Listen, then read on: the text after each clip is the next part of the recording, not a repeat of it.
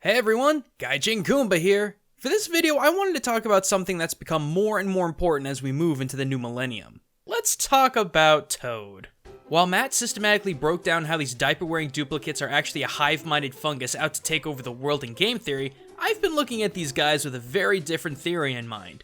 And what started off as a simple cultural definition of character design turned into one of the biggest revelations of transgender and transvestite culture I have ever seen. And yeah, it starts with boring, interchangeable Toad. Let me explain. It really all started with the introduction of Toadette, the Smurfette of the Mushroom Kingdom. First introduced on the GameCube as a generic partner for Toad in Mario Kart Double Dash. And while at the time, most of us thought it was just a simple excuse to give Toad a themed partner, much like Waluigi in Mario Tennis 64, it became a different beast altogether. As the new millennium got on in years, the topic of gender identification became more and more of an issue. Characters like the aforementioned Smurfette and similar characters started getting more and more online notoriety, becoming topics of feminism and transgender cultural videos and discussions, with Toadette being no exception. With mounting interest on the topic, in an interview with GameSpot, Captain Toad producer Koichi Hayashida stated that, quote, "This may be a little bit of a strange story, but we've never really went out of our way to decide the sex of these characters, even though they have somewhat gendered appearances. This particular riddle may stay unsolved." Well played, Hayashida-san, but I question how satisfactory that answer was for a lot of people. Now, don't get me wrong, I'm not trying to start a gender identification debate. You fly the way you want to, friends, and don't let anyone stand in your way. But as Danny Sexbang once said, Birdo does not look female in these early ones. Birdo is not female. No? No. In general? Yeah. What? Birdo is a man.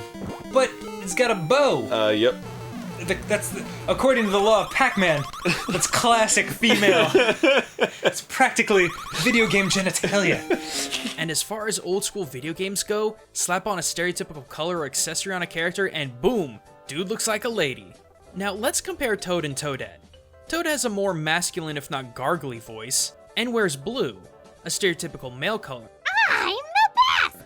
While Toadette has a far more feminine voice, wears dresses, is pink, and has pigtails, stereotypical female character traits. Woohoo! So how is it that Nintendo could come to the conclusion that they're genderless when, by a design standard, they seem to have defined traits?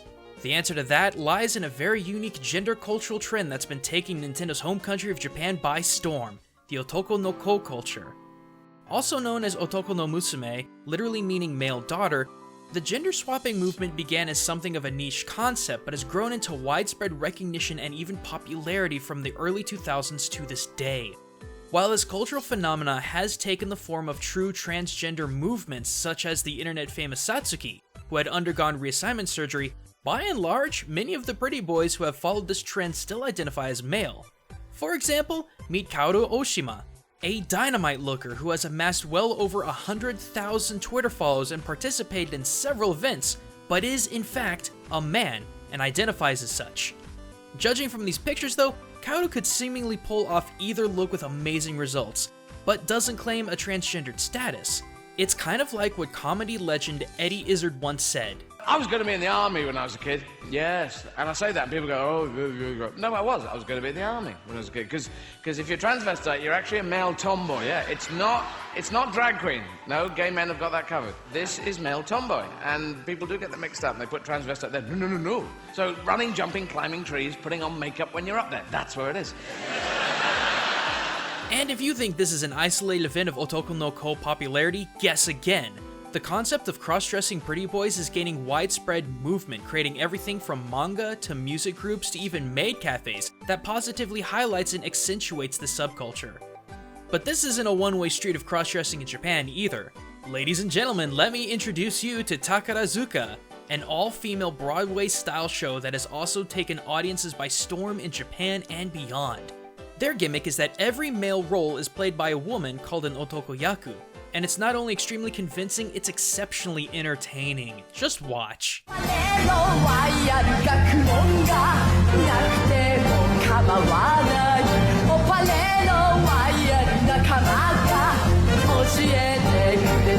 As far as I can tell, in the years I've studied this country, the idea of cross-dressing for entertainment or personal preference is something far more accepted here than anywhere else in the world.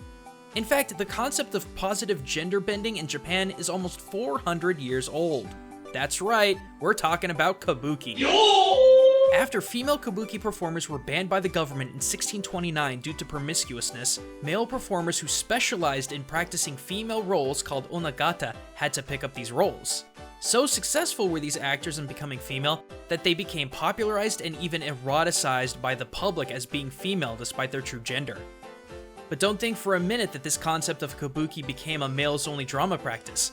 By 1890, what started as an underground movement to defy the government mandate, ladies began their own all-female groups.